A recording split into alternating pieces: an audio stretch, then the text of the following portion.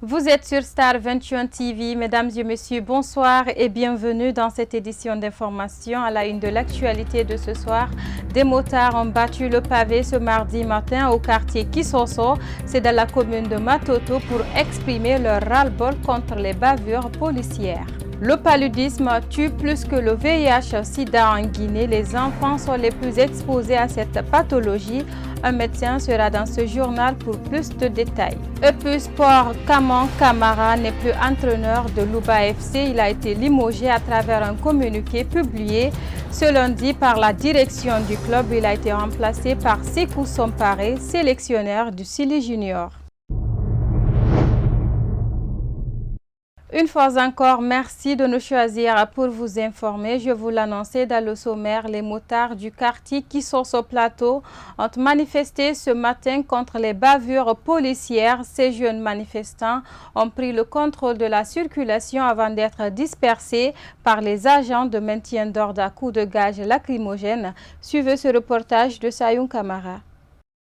Selon nos informations, c'est un véhicule de la police qui aurait mortellement renversé un motard à quelques mètres du grand carrefour de Kisoso. Un acte qui a irrité la colère de certains jeunes motards qui ont estimé que des violences policières sont devenues récurrentes dans la zone, comme le témoigne cette vendeuse.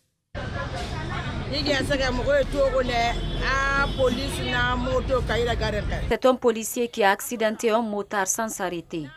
Des jeunes en colère ont pourchassé la voiture. C'est ainsi que les accrochages ont commencé. Des policiers se livrent à des actes ignobles sur les motards. Moins un, ils n'ont pas tué un vieux motard ici.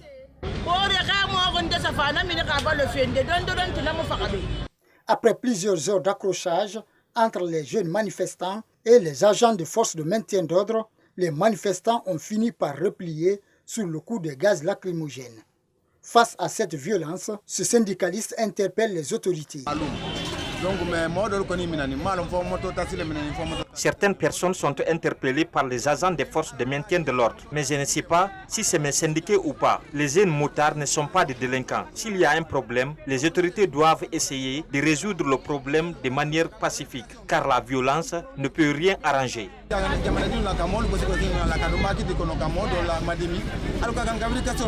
Au moment où nous quittions les lieux, la CMS 4 opérait un véritable chasse à l'homme contre les motards, entraînant la saisie et l'interpellation de plusieurs jeunes parmi eux.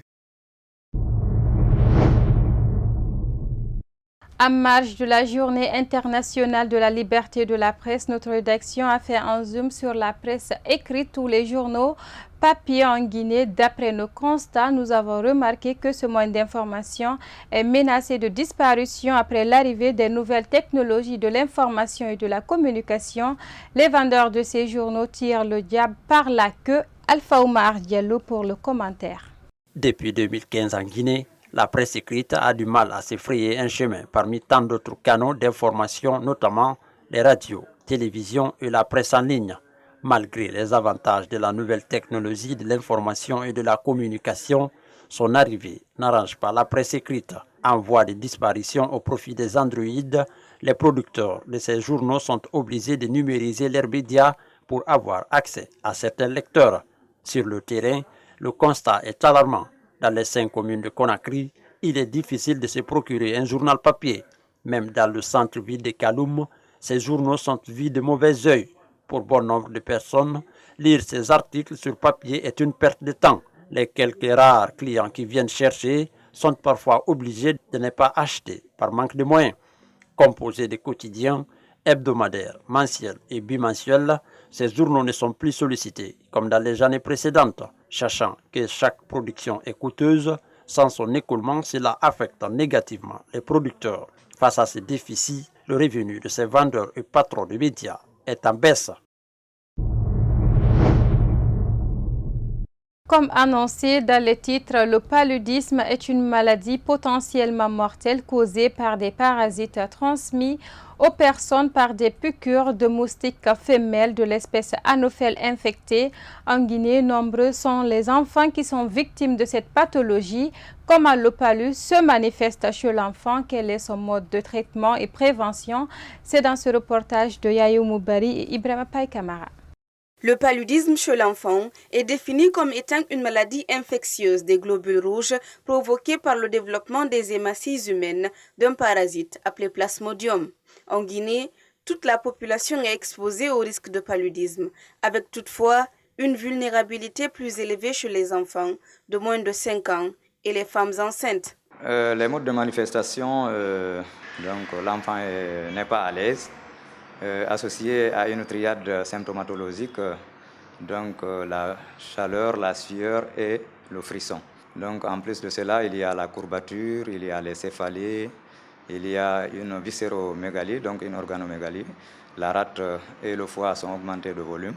Les enfants âgés de moins de 5 ans constituent le groupe le plus vulnérable touché par le plasmodium. En 2019, ils ont représenté 67% des décès imputables au paludisme dans le monde, d'où l'appel de ce médecin. Il y a une politique nationale qui est mise en œuvre dans toutes les structures sanitaires du pays. Donc, pour ce qui est du paludisme simple, par exemple, on utilise les AL, donc l'artéméter et l'uméphantrine. Donc, à l'apanage, le coartem, qu'on a mis à la disposition des centres de santé, surtout, le coartem. Donc, et là, la posologie dépend aussi du poids de l'enfant.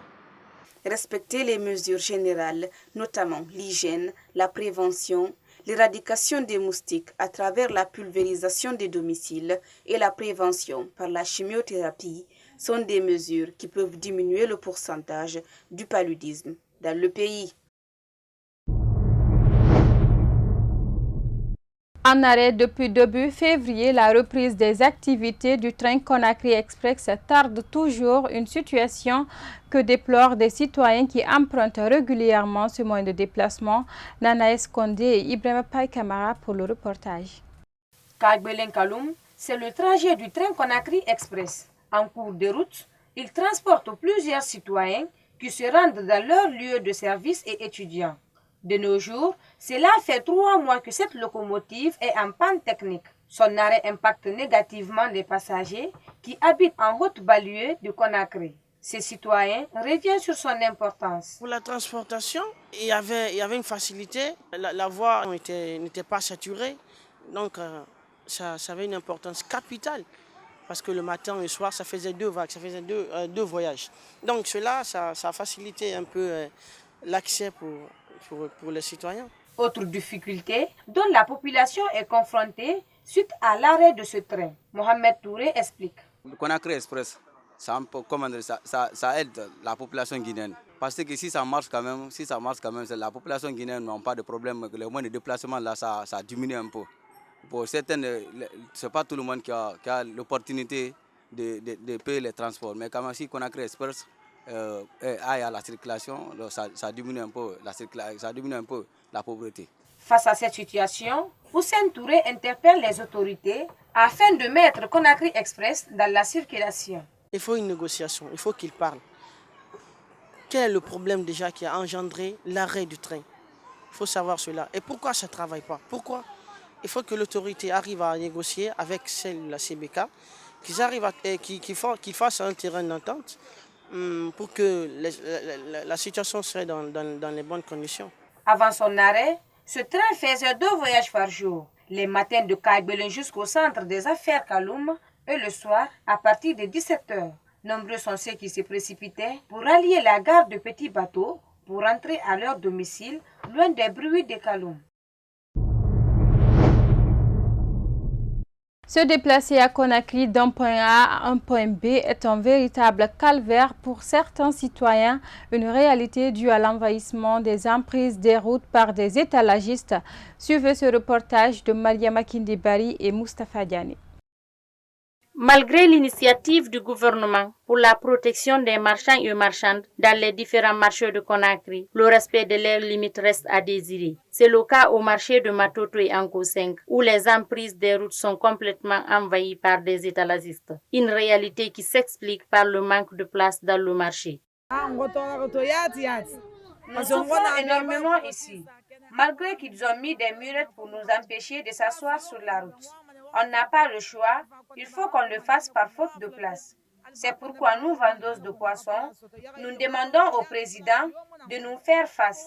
Nous courons un danger ici. Il faut qu'il nous aide. Face à cette situation, cette marchande interpelle le gouvernement. Nous demandons à l'État de nous construire des marchés, car pour trouver de la place, il faut payer 2 à 3 millions de francs guinéens. Pourtant, ce que nous vendions ne nous permet pas de payer le loyer d'un conteneur ou d'un magasin. Nous n'avons pas ces moyens-là. Certains étalagistes rencontrés ont pointé un doigt accusateur contre les administrateurs de marché. Oumar Sidibé du marché de Matoto se défend. Le marché est plein. Quand tu sors tout de suite là, il faut bien regarder notre marché. Il n'y a pas de place dans notre marché. Ce qui est dehors là, ils n'ont pas de place dans le marché. Si tu n'as pas de, ceux qui n'ont pas de place dans le marché, c'est eux qui nous fatiguent beaucoup ici. Même tout de suite là, quand on va dehors, on va le faire quitter là-bas. Quand tu retournes seulement, il va venir en salle encore. C'est ça qui nous fatigue, parce qu'ils n'ont pas de place dans le marché. Face aux risques qu'elles rencontrent, ces femmes souhaitent que le gouvernement multiplie les marchés dans la ville de Conakry avec des places à moindre coût.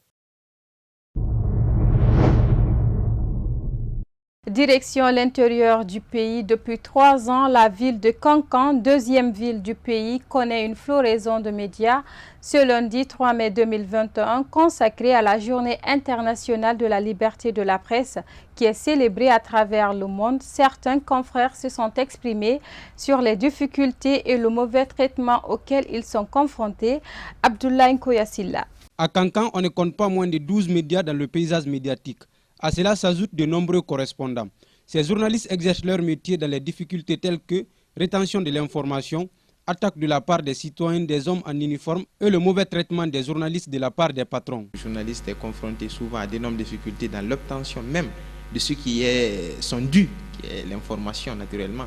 Il y a un refus catégorique de collaboration quelque part de la part des autorités ou aussi de la part des services techniques qui se disent qu'il ne faut pas communiquer un certain nombre de choses aux journalistes. Il faut que les patrons pensent à bien traiter, traiter ou en tout cas traiter leurs employés.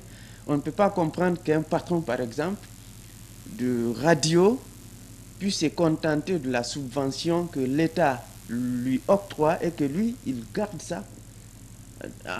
Sans partager et puis laisser ses employés sans rien. La floraison des médias à Kankan crée la concurrence. Le directeur de Guioma FM apprécie cette concurrence dans la corporation. C'est tout à fait normal. Nous tendons vers un monde de l'excellence. Et pour ça, il ne s'agit pas d'avoir seulement dire qu'il y a tel ou tel média. Mais quand il y a la concurrence aussi, ça y va dans l'avantage des hommes de médias. Le point focal de la haute autorité de la communication a dénoncé des bavures commises par les journalistes dans les radios. Il arrive des fois que nous constatons des petites erreurs, des petits manquements, mais, comme je le dis, qui ne sont pas vraiment de nature à compromettre le fonctionnement des radios. Et quand c'est le cas, nous arrivons dans les différents médias pour leur faire des remarques. Contrairement aux années précédentes, aucune activité n'a été prévue par l'Association des journalistes de Kankan à l'occasion de cette journée internationale de la liberté de la presse à cause de la crise sanitaire due à la pandémie Covid-19 qui fait des ravages à travers le monde depuis près de 2 ans. Nous clôturons cette édition d'information avec ce élément de sport. Dans un communiqué publié ce lundi 3 mai 2021, la direction de Louba Football Club a limogé son entraîneur Kamon Kamara après 6 ans à la tête du club. Il a été remplacé par Sekou Sompare, l'entraîneur du Sili Junior. Les 2 entraîneurs se sont exprimés au micro de Ibrahim Diallo. Après 6 ans à la tête du club de Télémilé, Kamon Kamara n'est plus l'entraîneur de Louba FC. Cette décision a été rendue publique ce lundi 3 mai 2021. Il revient sur les raisons de son limogeage. Non, disons, la vérité est bonne à dire, c'est-à-dire c'est le manque de résultats. Oui, c'est le manque de résultats. 16 matchs de victoire là, et tas de matchs nuls, de défaites. On a eu beaucoup de matchs nuls. Donc sur 16 matchs, c'est pas un bon résultat. Sans tarder, il a été remplacé par Sekou Sompare, l'entraîneur de Silly Junior. Il parle de l'état d'esprit dans lequel il a trouvé ce nouveau poulain. Oui, c'est dans un état, je peux dire, très remonté parce que les jeunes, à ma présence, quand ils ont appris mon arrivée, ils étaient très contents. Et si vous avez constaté, beaucoup de joueurs qui n'étaient pas là, et à cause de la frustration, quand ils ont appris que je dois être là, voilà, aujourd'hui ils sont là. Et personnellement, je suis très content et je suis en train de les regrouper, et les parler, les enseigner, essayer de consolider l'esprit de groupe pour que l'équipe là quitte à ce stade de la compétition. Maintenir le club à Ligue 1 est l'objectif fixé par ce nouvel entraîneur. Le Louba FC reste sur la ligne rouge avec 13 points après avoir disputé 16 matchs depuis le début du championnat guinéen.